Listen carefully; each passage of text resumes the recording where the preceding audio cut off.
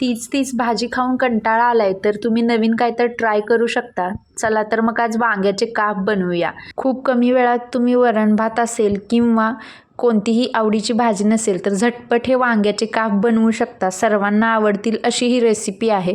चला तर मग पाहूयात. सगळ्यात आधी वांगी स्वच्छ धुवून घ्यायची आहेत. त्याचं देठ काढून घ्यायचा. अशी उभी वांगी घ्यायची. उभी नसतील तर लहान वांग्याचे तुम्ही गोल काप करू शकता. इथे मी उभे काप करून घेतलेले आहेत. पाण्यामध्ये स्वच्छ धुवून घ्यायचे आहेत. काप करताना थोडे पातळच करायचे म्हणजे छान शिजले जातात व लवकर शिजतात. तर सगळ्यात आधी येथे एक प्लेटमध्ये आपण मसाला करून घेणार आहे. त्यामध्ये सर्वात आधी लसूण व आलं ठेचून घेतलेलं आहे. त्यामध्ये लाल तिखट घालायचं आहे. त्याचबरोबर धन्याची पावडर व थोडासा गरम मसाला घातलेला आहे. 1 चमचा हळद व चवीनुसार मीठ घेतलेलं आहे. आता हे सर्व छान मिक्स करायचं आहे. मिक्स करण्याच्या आधी त्यामध्ये 1 ते 2 चमचे तेल घालायचं आहे. छान असं मिक्स करून घ्या.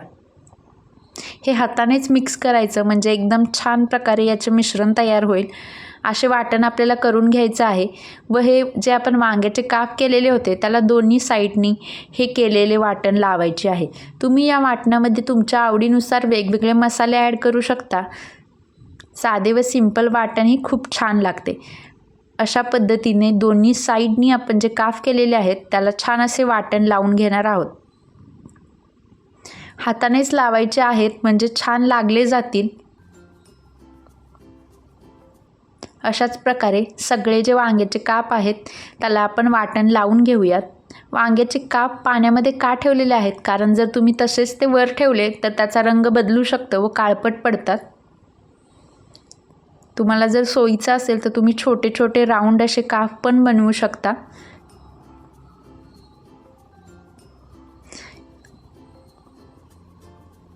छान प्रकारे दोन्ही साईडनी वाटण लावून घ्यायचं आहे.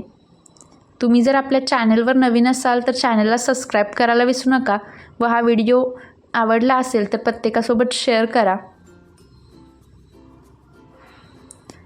अशाच प्रकारे सर्व जे काप आहेत त्याला दोन्ही साईडने आपण वाटण छान प्रकारे लावून घेणार आहे म्हणजे यानंतर आपल्याला याला फ्राय करता येईल.